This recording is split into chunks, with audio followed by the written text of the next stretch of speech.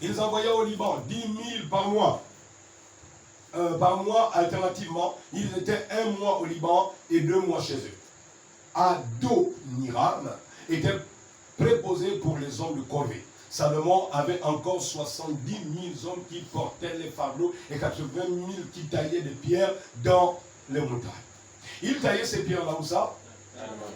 Dans les montagnes. Mais où? Dans quel pays? C'est l'Afrique. Donc le temple était façonné de quoi? De bois, de quoi? Et de pierres. Alors ce n'est pas par hasard, attention. Ce n'est pas par hasard. Le temple est composé de bois et de pierres. Tu peux nous lire Zacharie 4.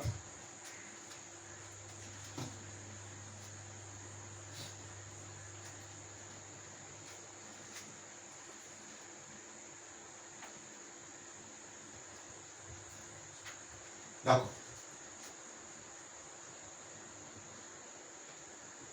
Tu peux nous lire ça, quoi? Ok. Écoutez la lecture de Zacharie 4. L'ange qui parlait avec moi revint et il me réveilla comme un homme que l'on réveille de son sommeil. Il me dit, que vois-tu? Je répondis, je regarde, et voici, il y a un chandelier tout d'or, surmonté d'un vase et portant cette lampe avec cette conduite pour les lampes qui sont au sommet du chandelier. Et il y a près de lui 2 oliviers, l'un à la droite du vase et l'autre à sa gauche. Et reprenant la parole, je dis à l'ange qui parlait avec moi, que signifient ces choses, mon Seigneur? L'ange qui parlait avec moi me répondit, ne sais-tu pas ce que signifient ces choses? Je dis non, mon Seigneur. Alors il reprit et me dit, c'est ici la parole que l'Éternel adresse à Zorobabel. Ce n'est ni par la puissance, ni par la force, mais c'est par mon esprit, dit l'Éternel des armées. Qui es-tu, grande montagne, devant Zorobabel? Tu seras aplani. Il posera la pierre principale au milieu des acclamations. Grâce, grâce pour elle. Ok. S'il vous plaît. Quand Zorobabel quitte la déportation de Babylone et qu'il vienne pour reconstruire le temple, comment Zorobabel dit-il qu'il y a une pierre qui vient et on crie grâce, grâce pour elle? Alors que le temple qu'ils vont reconstruire, la pierre angulaire était posée depuis. Maintenant, l'autre question, il faut évoluer avec des questions. De qui Zorobabel parlait-il? Suivez. Vas-y. La parole de l'Éternel me fut adressée en ces mots. Les mains de Zorobabel ont fondé cette maison, et ses mains l'achèveront. Et tu sauras que l'Éternel des armées m'a envoyé vers vous. Car ceux qui méprisaient le jour des faibles commencements se réjouiront en voyant le niveau dans la main de Zorobabel. Ces 7 sont les yeux de l'Éternel qui parcourent toute la terre. Je pris la parole et je lui dis... Les 7 yeux qui sont sur la seule pierre. Là. Hein? On dit à Zorobabel, les 7 yeux qui sont sur la seule pierre, ce sont les 7 yeux de l'Éternel qui parcourent la terre et qui prend les nouvelles de la terre. Bien. Mais quelle est cette pierre bizarre qui a 7 yeux qui parcourent la terre? Évoluons un peu. C'est qui ça? Ok, vas-y. Je pris la parole et je lui dis, oui. Que signifient ces 2 oliviers à la droite du chandelier et à sa gauche? Je pris une seconde fois la parole et je lui dis, que signifient les 2 rameaux d'olivier qui sont près des 2 conduits d'or, d'où découle l'or? Il me répondit, ne sais-tu pas ce qu'ils signifient? Je dis non, mon Seigneur. Et il dit, ce sont les 2 joints qui se tiennent devant le Seigneur de toute la terre. Ce sont les 2 joints qui se tiennent devant le Seigneur de toute la terre. Quand le Seigneur de toute la terre était sur le mont des Oliviers, les 2 joints là n'étaient pas là. Si, monsieur, amen. Non, Amen. je vous pose une question, on évolue. Ne faites pas, il y a des prophéties qui se sont déjà accomplies. Amen. Donc ne revenons pas sur des choses en arrière. Ça veut dire que les prophéties, tout autant qu'elles étaient, elles annonçaient quelqu'un qui allait venir. C'est exact. Sans omettre l'accomplissement des effets de certaines prophéties par le canal de certains d'entre eux, dont Salomon, qui fut choisi par Dieu pour construire le premier temple, et Zorobabel et Josué pour quitter de Babylone et venir reconstruire le second temple.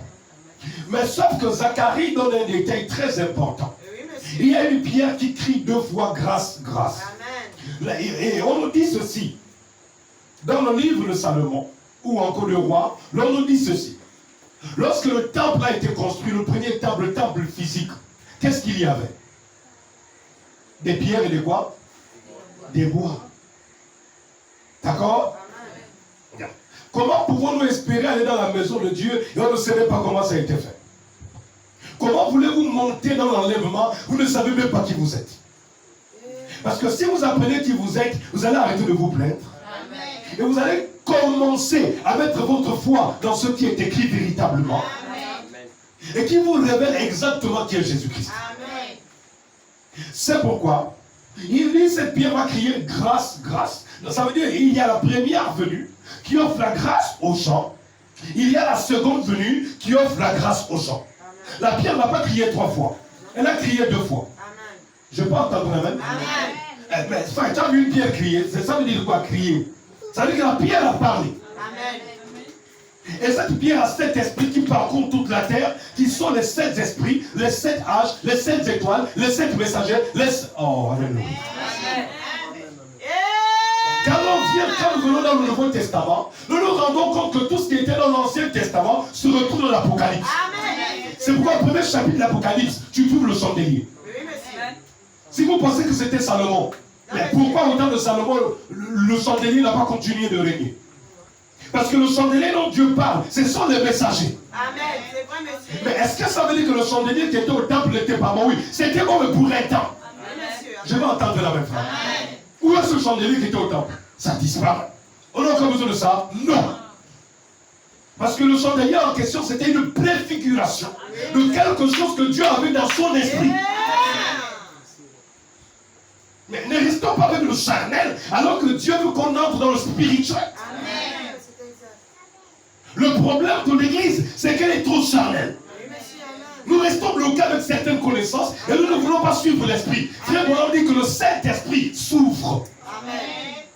et nous permet de connaître Jésus de plus en plus. Amen. C'est vrai, monsieur. Et connaître Jésus, c'est connaître la pierre. Amen. C'est vrai que pierre, tu es pierre. Écoutez, écoutez. Et sur cette pierre, je bâtirai. Il a même pas mis les pasteurs dedans.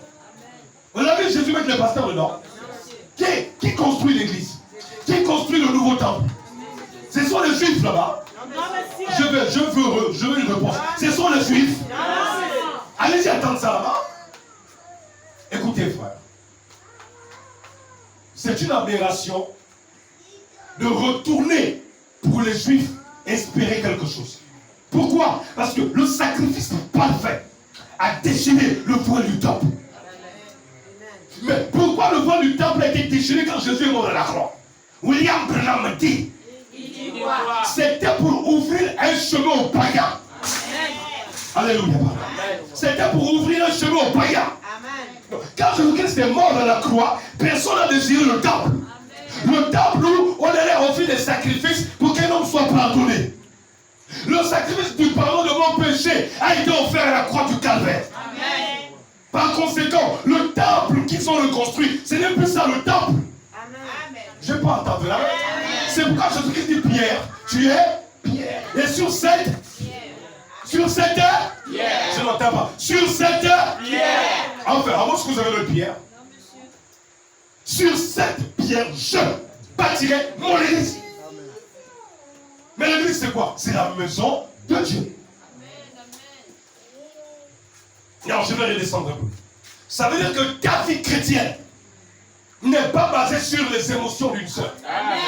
Sur la vie chrétienne d'une sœur ou d'un frère. Parce que si tu rates le ciel, tu ne rateras pas l'enfer. Je vais répéter ça. Si tu rates le ciel, tu ne rateras pas l'enfer. Tu sais pourquoi? C'est parce que le fils qu'on attendait, le fils de Dieu qu'on attendait, qui devait être créé dans la matrice d'une femme, a été créé. Amen. Oh, je l'entends pas ça. Il a été créé. Marie a demandé comment serais-je enceinte? En d'autres termes, comment la création se fera? Marie, reste tranquille. Dieu lui-même a dit, l'Éternel créera une maison. Amen. Pourquoi tu t'inquiètes? Alléluia. Amen. Pierre, tu es Pierre. Sur cette pierre. Vous lui ramenez Jésus au temple de Jérusalem. Et après, en plat qu'on fait quoi? On offre notre sacrifice. Quelle aberration! Quelle injure! Quel blasphème! Écoutez, frère. En dehors de Jésus, il n'y a plus d'autre sacrifice. Amen. Celui qui est venu bâtir le temple et la maison de Dieu, c'est le Seigneur Jésus. C'est pourquoi il a dit, détruisez ce temple. Tuez-moi. Amenez-moi là où vous voulez. Mais en 3 jours, je le rebâtirai. Amen. Et par la même providentielle de Dieu, il a permis que l'humanité de Moïse à nous, ça fait 3000 ans. 3 jours. 3000 ans de Moïse à nous. 3 jours. Amen. Qu'est-ce que Dieu a fait? Il a bâti sa maison. Des Pygmées, des Congolais, des Ivoiriens, tout le monde est mélangé là. C'est depuis seulement le juif qui rentre dans le temple. C'est pourquoi tu es obligé, mon frère, de mener une vie chrétienne authentique. Amen. Je viens de dire en prison, enlevez le faux de vos cœurs.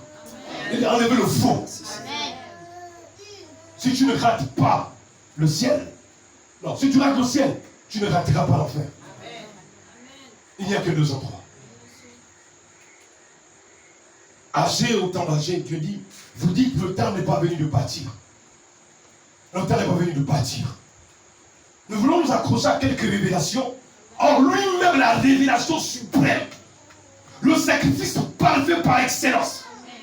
Je vous ai dit quoi? Salomon, Dieu a repris David, parce que David avait versé du sang. Et Salomon, Dieu avait fait reposer sa vie. On a lu ça tout à l'heure. Mais il fallait un homme. Pas qu'il avait du sang sur les mains. Parce qu'il avait tué les ennemis. Qui voulaient prendre son royaume.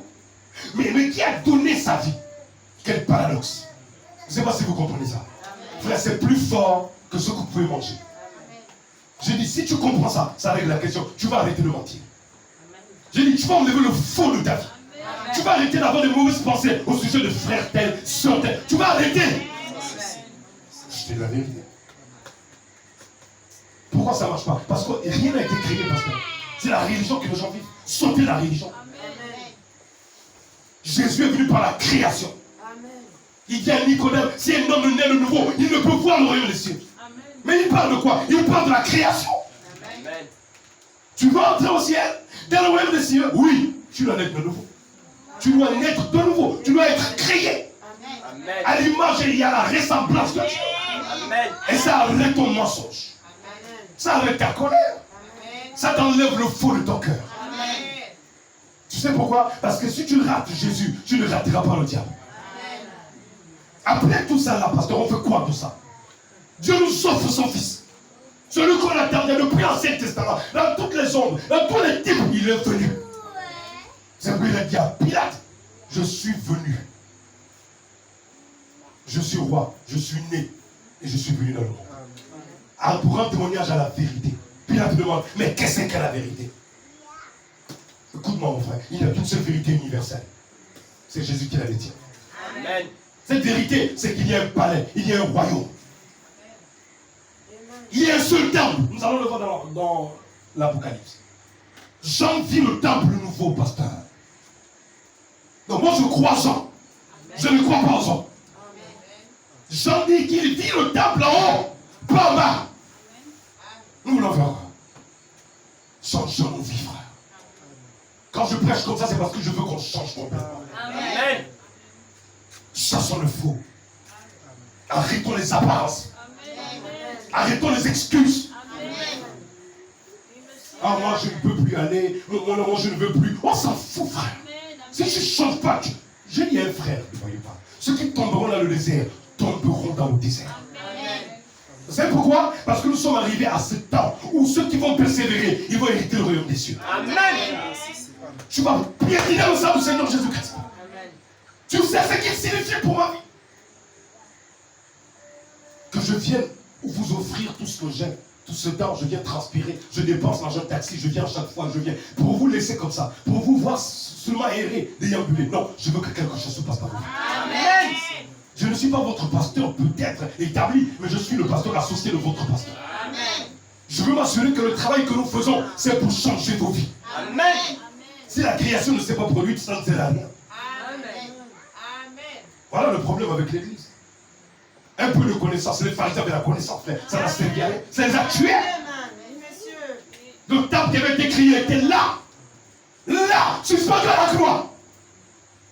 Oh Dieu. Le temple était là. Pierre, je bâtirai mon église sur ça.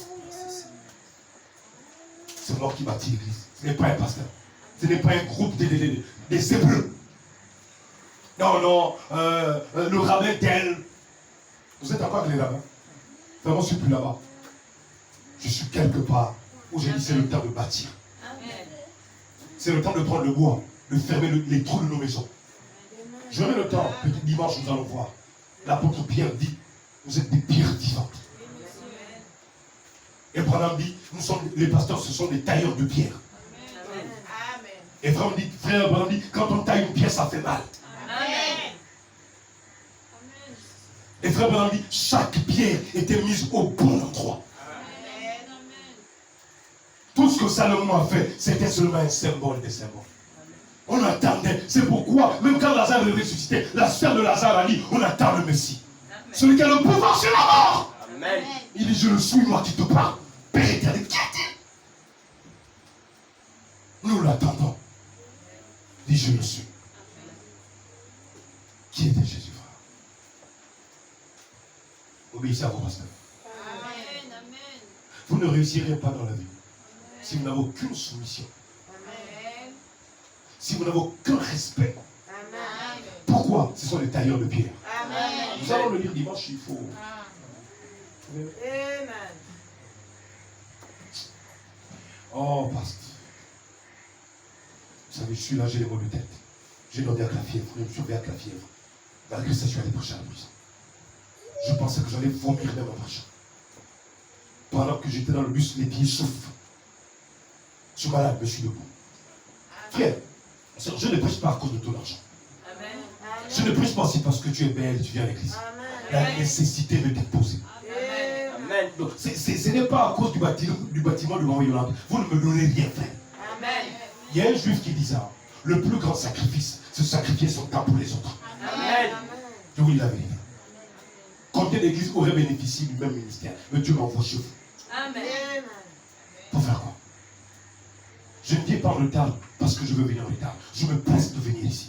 Parce que je veux vous dire quelque chose qui va vous aider à être de meilleures personnes. Je ne veux pas que vous ratez le ciel parce que nous vous appartenons. Amen. Salomon a construit, oui, mais c'est parti, ça a été cassé. Hérode, ça a été cassé. Tu peux nous prendre Daniel 2. Dimanche, je ne sors pas de là. J'ai commencé, je ne peux plus sortir. J'attendais ce moment de pluie. Ça fait 20 ans. J'ai mal à la tête. Je vais prendre d'abord ce chapitre-là. Isaïe 56. Ainsi parle l'Éternel. Observez ce qui est droit et pratiquez ce qui est juste. Car mon salut ne tardera pas à venir. Et ma justice à se manifester. Mon salut ne tardera pas à venir. 56 verset 2. Heureux l'homme qui fait cela. Le fils de l'homme qui demeure ferme, gardant le sabbat, pour ne pas le profaner, et veillant sur sa main pour ne commettre aucun mal. Que l'étranger qui s'attache à l'Éternel ne dise pas, l'Éternel me séparera de son peuple. Que le nique ne dise pas, voici je suis un arbre sec. Nous les païens, oh Seigneur, est-ce que je suis digne d'entrer dans ton temple? Jésus te dit, tu n'es pas digne, mais je te fais rentrer. Amen. Je n'ai pas entendu la même phrase. Mais c'est écrit, les prophéties sont là, je suis en train de vous dire ça. Qui pourrait te faire entrer dans le temple, pasteur? Tu n'es pas juif, tu rentres comment? On offre ton sacrifice comment? Les sacrifices qui étaient seulement offerts, ce sont les sacrifices des juifs. Les païens s'arrêtaient quelque part dehors, je ne sais pas si c'est au parvis du rassemblement. Mais pour rentrer dans le Saint des Saints, Jésus me fait rentrer dans le Saint des Saints. Par son sang. Amen. Et ce n'est pas seulement le Saint des Saints, il me fait enlever avec lui. À sa rencontre dans les airs. Amen. Ah! Amen. Oh, frère, si vous réalisez ce que Jésus est pour voir, vous allez arrêter de jouer. Amen. Je vous dis la vérité. Vous viendrez à l'église, advienne que pourra. Hein? Vous allez vous pardonner chaque chaque. Frère, tu ne vas pas retenir quelque chose dans ton cœur. Même si Satan te dit, non, ne va pas. Tu vas te repentir. Tu vas mettre ta vie en ordre. Car ainsi par l'Éternel, aux unis qui garderont mes sabbats, qui choisiront ce qui m'est agréable et qui persévéreront dans mon alliance. Je donnerai dans ma maison. Dans ma maison quoi? Dans mes murs, une place. Un nom préférable à l'édifice. Voilà la nouvelle maison. Préférable à l'édifice. Je leur donnerai un nom éternel qui ne périra pas. Voilà ce que Dieu annonce. Et les étrangers qui s'attacheront à l'Éternel pour le servir. Hein? Qui aurait cru que Dieu prendra parmi les païens des pasteurs de sacrificateurs? Vous auriez pu penser qu'un pasteur gabonais ira prêcher pour aller faire offrir des sacrifices pour les péchés de quelqu'un pour que Dieu pardonne les frères? C'est pas possible. Il n'y a que le juif pour offrir le sacrifice. Mais Dieu prédit, il dit, les étrangers se joindront à mes enfants. Amen. Mais qui a rendu possible tout ça? Mais c'est Jésus, frère. C'est Jésus. C'est Jésus. Donc, ça n'a rien à voir avec l'ancien sacerdoce. Ça n'a rien à voir avec les deux temples. Les deux temples, c'était une préfiguration. Le temple parfait, c'est le Seigneur Jésus-Christ. Et son épouse. Amen. Les étrangers qui s'attacheront à l'Éternel pour le servir, pour aimer le nom de l'Éternel, pour être ses serviteurs. Tous ceux qui garderont le sabbat, pour ne pas le profaner, qui persévéreront dans mon alliance. Quelle alliance? Le sang, Jésus dit, mon sang est le sang de la nouvelle alliance. Waouh. Non, Jésus, tu ne parles plus de... Non, laissez-moi l'ancienne alliance. Laissez ça. Ah, mais non, le Seigneur, tu sais, Moïse a dit, non! Je suis la révélation complète de Moïse. Amen. Laissez-moi le sang de bouc, de bélier, de taureau. Laissez ça. Je suis l'agneau parfait. Amen. Oh là. Oh. Je les ramènerai sur ma montagne sainte. Je les réjouirai dans ma maison de prière.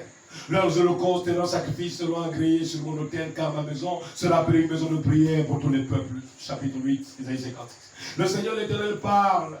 Lui qui rassemble les exilés d'Israël, je réunirai notre peuple à lui. Je réunirai quoi ça? Notre peuple à lui. Et écoutez les paroles de Jésus. Allez de partout le monde. Quelqu'un peut continuer? Et quoi ça? Et quoi ça?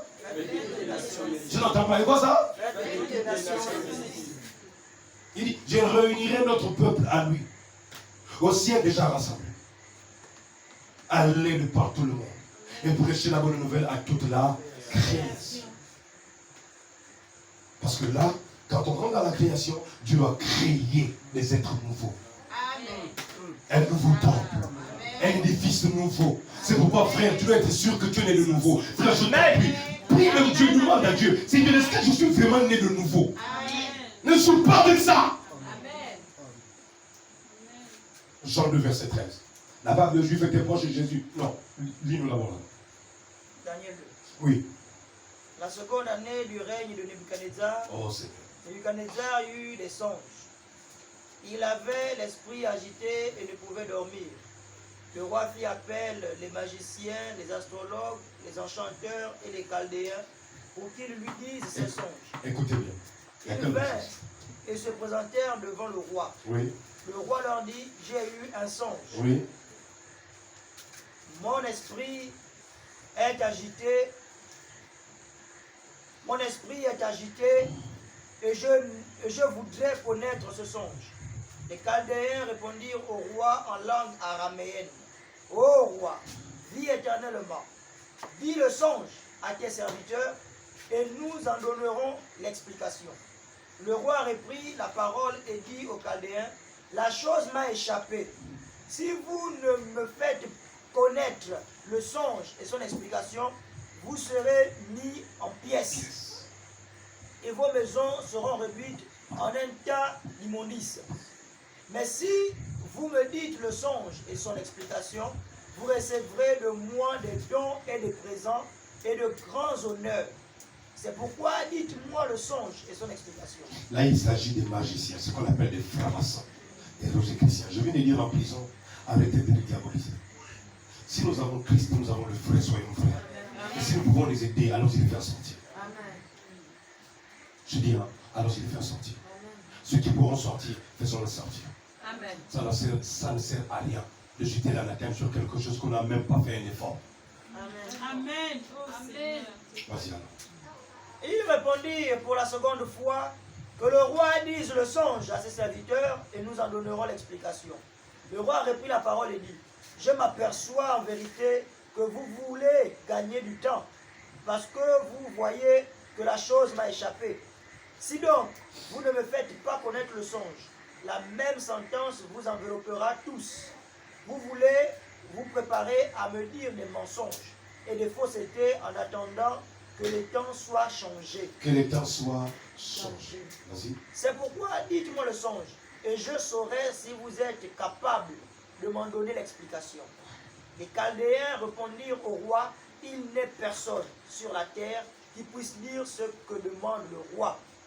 Aussi, jamais un roi, quelque grand et puissant qu'il ait été, n'a exigé une pareille chose d'aucun magicien, astrologue ou chaldéen. Ok, je pense que c'est clair. Hein? Il va continuer. Ici, nous parlons d'une histoire où le roi fait un rêve et le songe lui trouble. Il est dérangé, il veut en savoir clair. Et il va faire venir les magiciens comme dans tous les palais, dans tous les États, tous les royaumes. Ne les en voulez pas, frère. Ça ne sert à rien de diaboliser les États. Frère, ça ne date pas d'aujourd'hui, ça date de depuis longtemps. Où les nations sont dirigées à la tête par des magiciens. Donc, il ne faut pas que ça vous frustre. Ce sont des choses qui ont existé depuis belle lurette. Tu peux entendre l'amen. Amen. Mais écoute-moi, frère. Parce qu'au milieu de tout ça, Dieu a toujours eu des témoins. Alléluia. C'est la partie que j'aime. Regardez ce qu'il va dire. Vas-y. Ce que le roi demande est difficile. Il n'y a personne qui puisse le dire au roi, excepté les dieux dont la demeure n'est pas parmi les hommes. Là-dessus, le roi s'est mis en colère et s'irrita violemment. Il ordonna qu'on fasse périr tous les sages de Babylone. La sentence fut publiée, les sages étaient mis à mort, et l'on cherchait Daniel et ses compagnons pour les faire périr. Alors Daniel s'adressa d'une manière prudente et sensée à Arjoc, chef des gardes du roi, qui était sorti pour mettre à mort les sages de Babylone. Il prit la parole et dit à Arjoc, commandant du roi, pourquoi la sentence du roi est-elle si sévère? Si sévère. Arjoc exposa la chose à Daniel. Et Daniel se rendit vers le roi et le pria de lui accorder du temps pour donner au roi l'explication. Ensuite, Daniel alla dans sa maison et il instruisit de cette affaire Anania, Michkaël et Azaria, ses compagnons, les engageant à implorer la miséricorde du Dieu des cieux, afin qu'on ne fît pas périr Daniel et ses compagnons avec le reste des sages de Babylone. Alors